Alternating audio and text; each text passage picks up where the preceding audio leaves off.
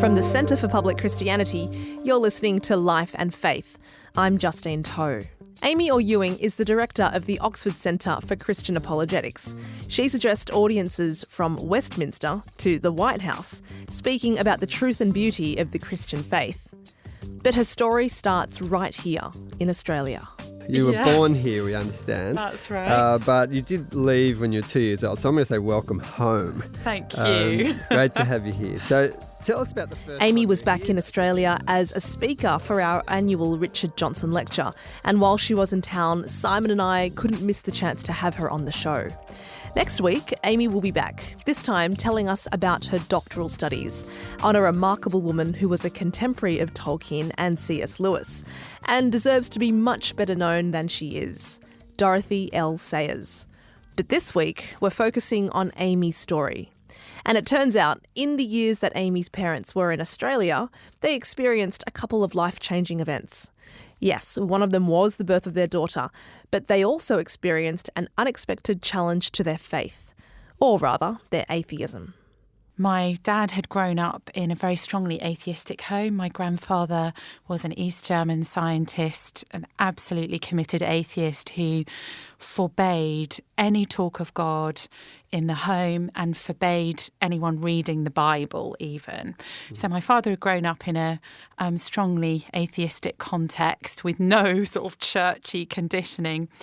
And whilst here in his 30s, happily married to my mum, 2 fantastic children, great lifestyle, loved the life here.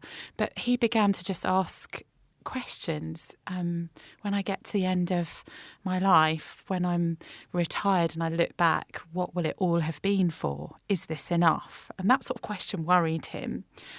A colleague at the university took him along to hear a Christian speaking, an apologist actually, speaking about the resurrection of Jesus. And he said that it sort of struck him as quite odd, frankly, but that there was one thing that this guy said that sort of was like a bit of a dagger to the heart, which was the only reason you should be a Christian is because it's true. My dad thought, religion is about superstition, it's about wish fulfilment.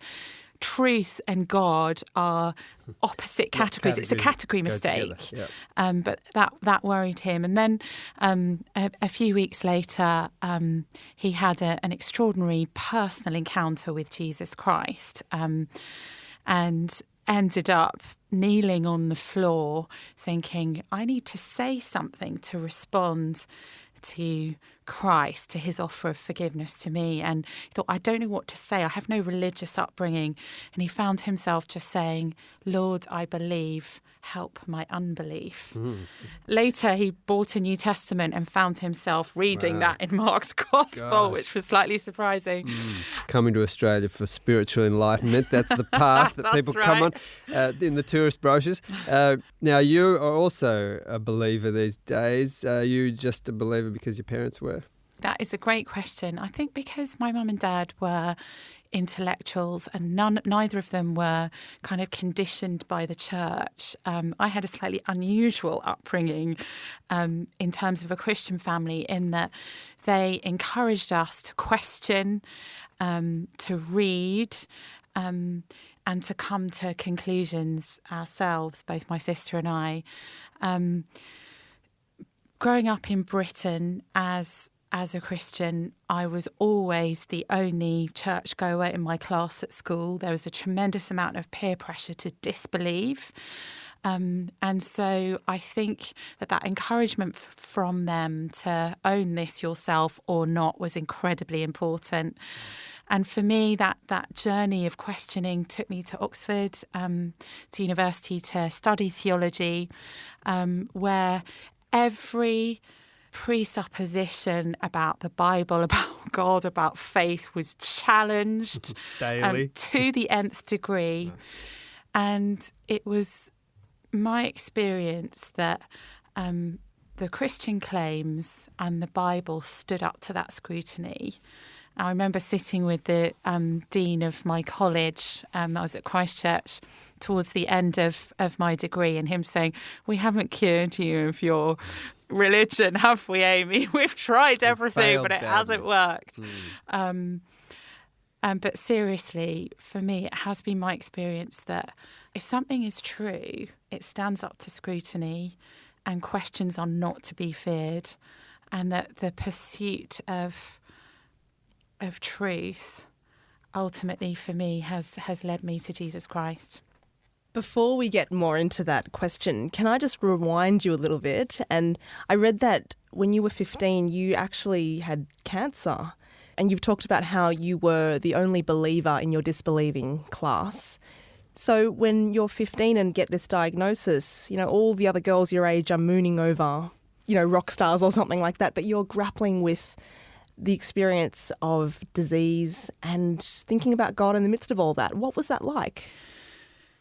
I think the strongest memory I have from that time is the contrast from the fear and anxiety that was absolutely overwhelming when the consultant sort of blurted out this diagnosis. I was with my mum in the hospital and it was not done kindly at all. I mean, she was horrified.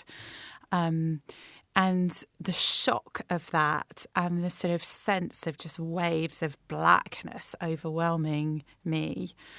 And then over the next few days, processing that and actually reading the Psalms, I found to be an extraordinary experience, because here was an opportunity to vocalise what I was feeling: frustration with God, questions, fear, and then to experience actually meeting God, or God meeting me in that place.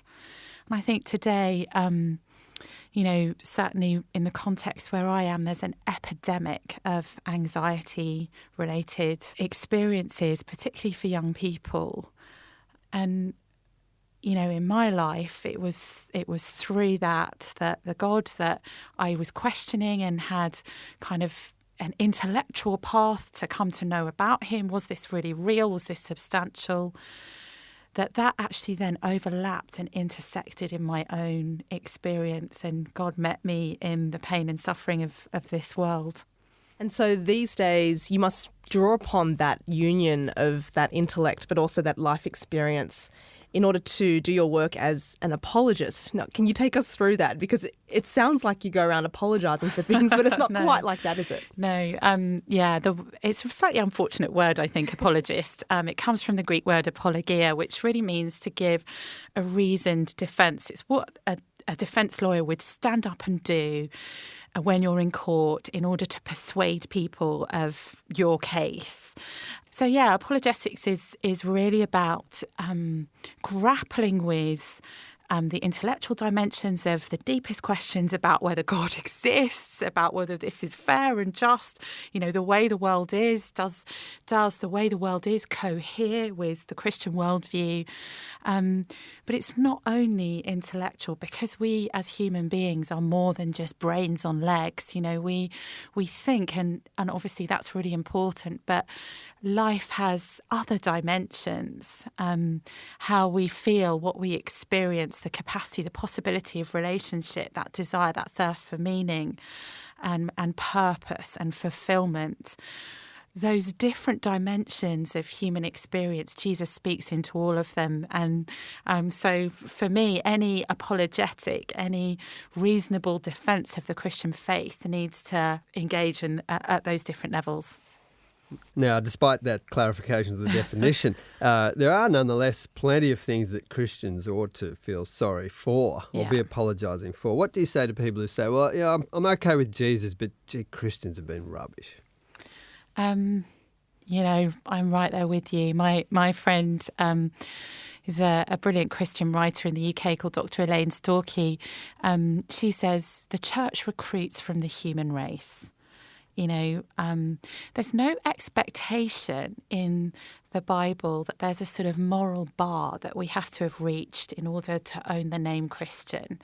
A Christian is simply someone who's recognised our own brokenness and sinfulness and a need for forgiveness. And therefore, it ought not to surprise us that a lot of the brokenness that is in the world is also in the church. And so I think as the church, we do have a lot of apologising to do for things that have been done in the name of Christ and in the name of the church that do not legitimately represent him. You're listening to Life and Faith from the Centre for Public Christianity. As an apologist, Amy often finds herself defending the Christian faith. She comes across all sorts of pat dismissals of faith.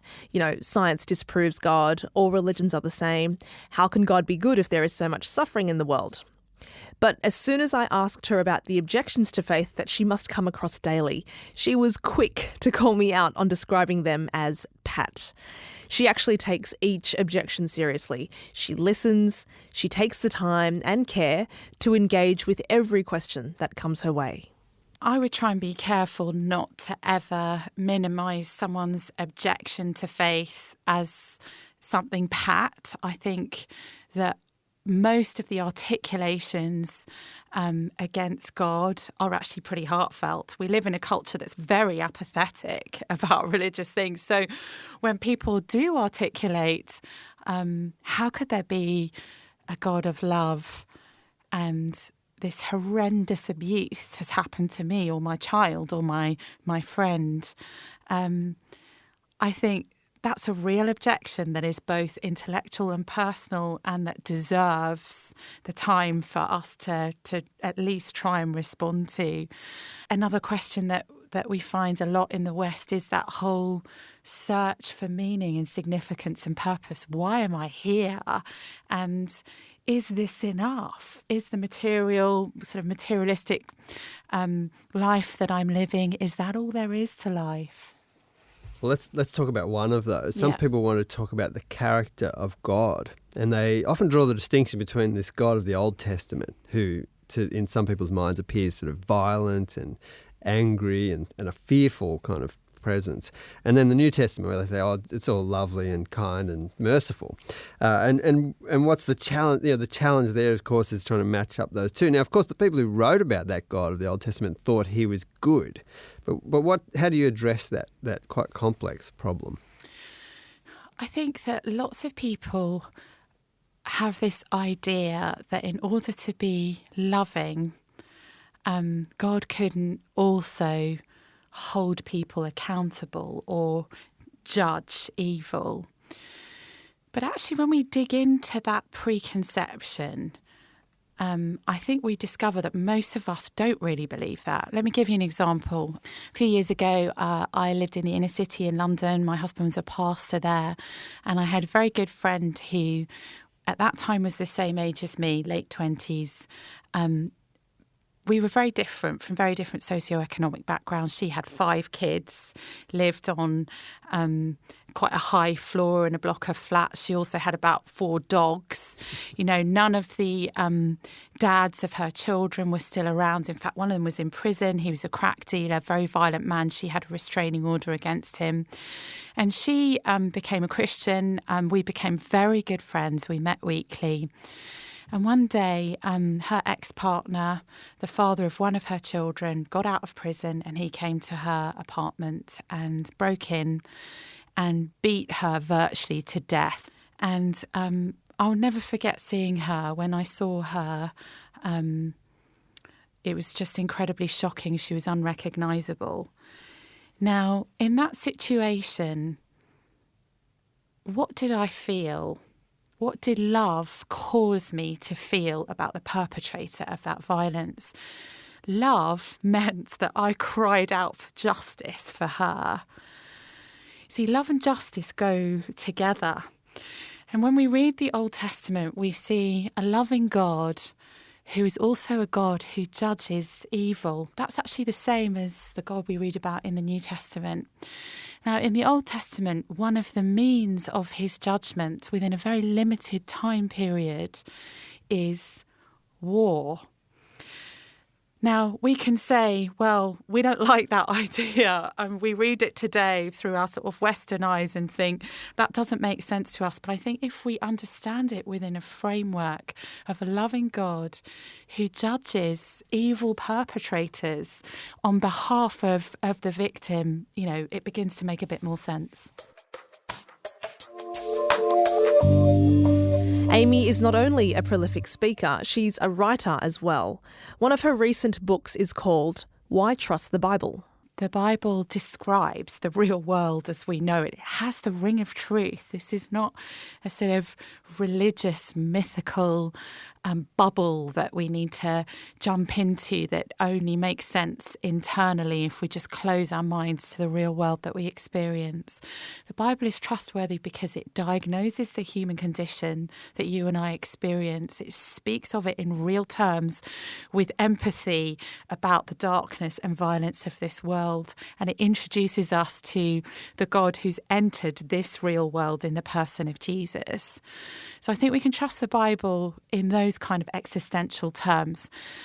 But secondly, historically, it is my experience through studying the manuscript tradition, through studying the historical process of the transmission of the Bible, that this stands up to rigorous scrutiny, that the source material for the Bible is vast, that where there are differences between manuscripts, those differences are not covered over in English or other language translations. There's an openness about the process of transmission, and I think that makes it trustworthy. It's also a book that you've seen has had an impact in some quite surprising places. I've read that you went to Afghanistan when you were 19. You have all these wonderful stories in your biography. And you presented the Bible to someone in that circumstance, didn't you? Yes, while I was a theology student at Oxford, I was also not just studying Christian theology, but studying Islamic thought as well. And a small team of us went to Afghanistan. We ended up going the weekend after the BBC had been in town doing their groundbreaking documentary on the Taliban. And we got the opportunity as theological students to interview the education minister, the religion minister, and the foreign minister, and the keeper of the Holy Quran, the religion minister. And in the process of that interview in their military headquarters, we also gave them Bibles saying, we think this is the most precious gift one human being can give another. And, they were all heavily armed. We did wonder what was going to happen next, let's put it like that. And you could cut the atmosphere with a knife. But the keeper of the Holy Quran, the religion minister, took hold of the Bible and looked at it, and he said, I know exactly what this book is. I've been praying to God for years that I could read this book. Thank you for bringing me this book. I'll read it every day. And that just struck me as amazing, that at the heart of one of the most violent regimes the world has known, there was someone who was wanting to read the Bible but had never had the opportunity. That is very surprising.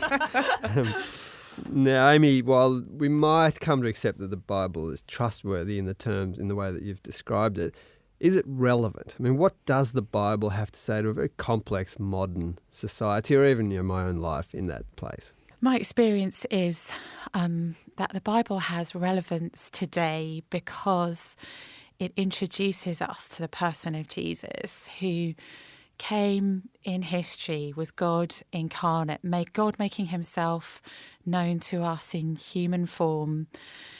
And that truth connects with our reality, the reality of our brokenness, of our anxiety, of our pain, of our sin, of our shame, because in Jesus, God deals with the human condition by going to the cross and offering us forgiveness, offering us new life.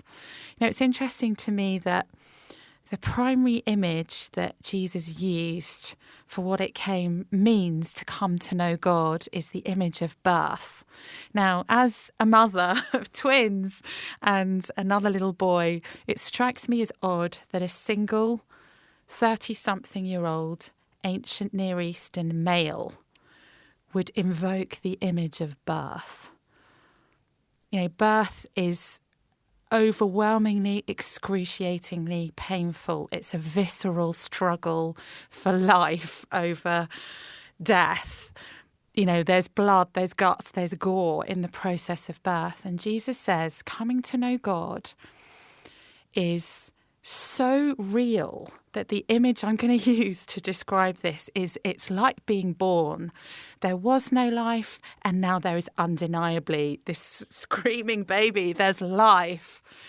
How much more relevant could things get? God is saying that coming to know him is like being born all over again. This is ontological. This is real. This is visceral. It's undeniable when this has happened. From the Centre for Public Christianity, you've been listening to Life and Faith with Justine Toe and Simon Smart.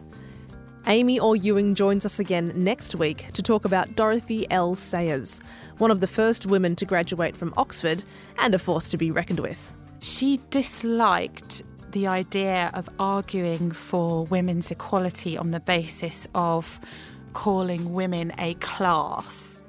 So she's saying, you know, we're not a special class of human, we're actually human. You won't want to miss the conversation. Sign up for our newsletter at publicchristianity.org or subscribe to our podcast on iTunes. Just type Life and Faith in the search box to find us. While you're there, please leave us a rating or a review. We want to know what you think of the show, and it helps other people find it as well.